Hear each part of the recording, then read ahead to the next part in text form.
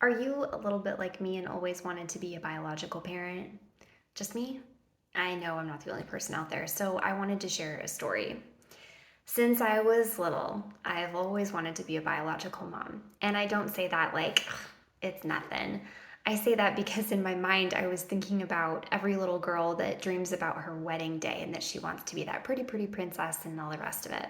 Well, I am that girl that also knew from a very young age that being a mother with children of my own body was something very, very, very innate, God given to me from a young age. So imagine my surprise when I'm married at 23 and 5 years later, nothing. Really? It's true. That's exactly what happened. My husband and I were actually on our way to talk to a fertility specialist to find out what was going on when something kind of showed up instead and changed our trajectory entirely. And I'm so glad that it did. And that's the story that I wanted to tell you. My name is Jen Reed, and I have been a miracle mother to two beautiful babies for just over 7 years now. Thank God. It's been an awesome, crazy ride. A lot of pain, a lot of tears, a lot of figuring things out, but so much that I think somebody else probably needs to hear that same thing too. So, like I said, we'd been married for about 5 years by the time I started figuring out that something was up. We went to a fertility specialist. The end of that fifth year was December of 2015. We had been traveling earlier that fall for our anniversary. And just prior to that trip, we had talked to a friend of mine who had been sharing about some of the things that she was using in her home for support and wellness and health and all the things. And I remember hitting this wall in my mind and in my heart and my body of just enough. Enough is enough is enough. I am done with the things that don't work. I am done spending time and money on things that I just end up throwing down the drain that don't do me any good. And I was done. Um, I've reached that point many times in life, but in this particular situation, it was about wellness while we travel, and I was just done. So I asked my friend to come tell me a little bit more, and she did. And the stories that she told communicated a invitation to me that I wanted to extend to you. Just because it's what you have been living with doesn't mean it's right or normal. Just because you've been dealing with it and it's life doesn't mean it's normal or that you have to continue owning that as part of life. Because if it's painful, if it's not working according to God's creation, it's probably not how it's supposed to be. There's a really, really lovely song that's a worship song that I enjoy. And the message is something like, if it's not good yet, he's not done. And I wanted to offer that as a nugget of hope to whoever is watching this to grab a hold of that and realize, oh yeah, this doesn't seem to be very good. Not to confuse I feel so good with this is good. There's a difference, right? We are flawed human beings, and not everything is meant to go our way. Occasionally, those things line up, but not everything. But in this situation, having known in such a deep, deep, deep Holy Spirit way, I'm meant to be a mom. What's going on? Why isn't this working? We talk to the fertility specialist and they point the finger at me. They don't tell me why, but they said it was my fault and it would take a medical miracle for me to be a parent.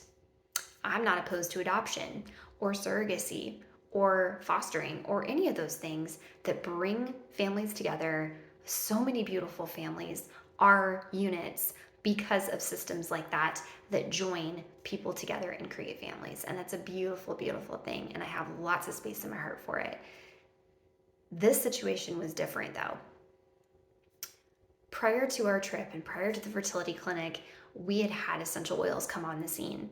And we'd used them with lots of random success on this trip that we had just taken for skin issues, for face issues, for tummy issues, for you name it. we'd used it for all sorts of things. I didn't have fancy books. I didn't have fancy apps. I didn't have the friend that I could just call say, hey, how do you use this? I didn't have any of that.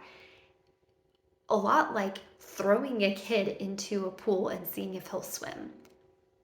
Sometimes it works, sometimes it doesn't, you know?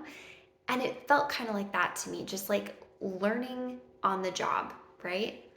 I hadn't really had a lot of training. I'd been given some ideas, but not a whole lot to give me what I thought I needed to use everything well. We get to the early part of 2016, and I remember my cycle that month began on Valentine's Day. So much fun. I also went to a friend's baby shower later that month, and before all of those things had happened, I had found this great story in one of the support groups that I was in on social media for answering questions about, hey, now that I have all these oils, what do I do with them? How do they work? And can this help with that? And what has somebody tried for this and all the rest of it? I'm not a doctor. Nobody that I know, almost nobody that I know in that world is a doctor. We're all just sharing stories about what's been happening. That's just how it goes. And I saw this story, and somebody had answered about this story that they tried this and this and this, and this is how they used it. And I was like, okay, I could do that too. I could spend thousands of dollars over here on fertility medicine, or I could spend less than $100 over here, and what have I got to lose? So that's what I did. I got into my little oils account and I ordered the things that this lady had talked about, and I started using them the way that she mentioned she did. So I'm at this baby shower. I'm super weepy and I was a little bit sad. It's my best friend from high school. She got married a year after I did. It's her first child. I don't have any kids yet. I'm kind of bummed. I'm so happy for her, but I'm like happy, sad, you know? So I get home. The next month rolls around. It's only a couple of days later anyway. And I have my birthday and all that goes on. And then I realize something's funny. Something feels kind of funny. Not sure what it is. Never experienced it before, but I'm like, man, and all the research that I've done about pregnancy and how to get there and what that might feel like, I'm like, I wonder. And at this point in life, it feels like I've taken 1,000 pregnancy tests. I'm not kidding when I say 1,000. Truth, it might be more like 300, but it felt like more. If you have tried and tried and tried and tried and tried, you know what I'm talking about. Felt like so many. So I take a pregnancy test mid-March, and it was positive. For the first time in my life, it was positive. And I remember holding that pregnancy at arm's length because I didn't know if I could believe that it was true. And I remember being in an ultrasound room and hearing my baby's heart for the first time. And at that moment, something in me shifted and realized this is real. This is real. I am really, truly pregnant, and this child is growing and developing and alive, and that's real. And the joy and the disbelief and the gratitude that filled me in that moment was so palpable. I can't even explain it.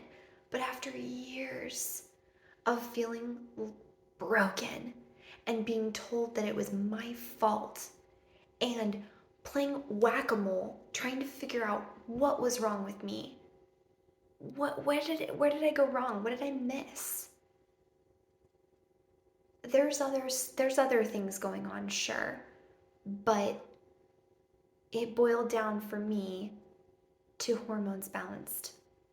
And when my hormones are balanced, when my body is balanced, it can work how God meant it to. And he opens the womb. He closes the womb. I've seen that so many times in the Bible stories that I've read growing up. He can close and open wombs. And he does. But in that moment, it was that and balancing of the hormones. Now, your situation might be way different. This might not even resonate. You might be beyond whatever I've talked about, and that's okay. That's okay. Your story is different. And if you haven't already, I would encourage you to talk to your doctor and get some second opinions, some third opinions, and go from there and do what's best for you.